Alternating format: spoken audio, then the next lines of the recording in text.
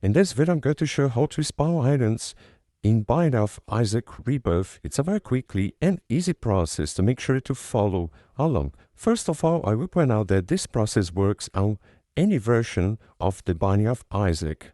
What you need to do is click on your Windows search bar and search for My Games. Click on Enter. You will come to this page and you need to search on, right here on Search My Games, you need to search Options and you will find Options INI. So click on top and you will see all these options right here. You need to find Enable Debug Console below and log. So here probably will be 0. You need to delete and put 1.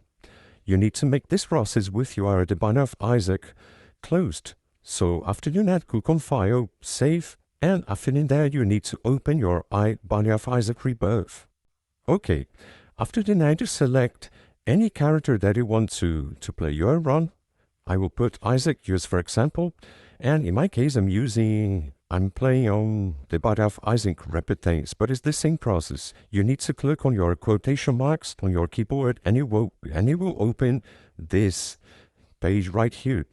Now to give your item, you just need to click Give Item space, and here you will see all items that you have on Isaac. If you want, just for example, the first option right here, you will select C1 and you will give your item, the item that you put here.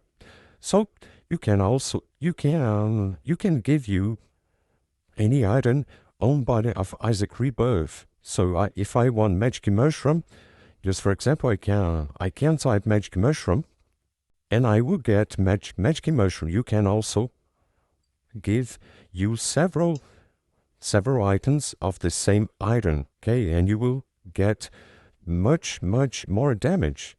Now if you want to respawn IET on the ground, you need to type this command right here.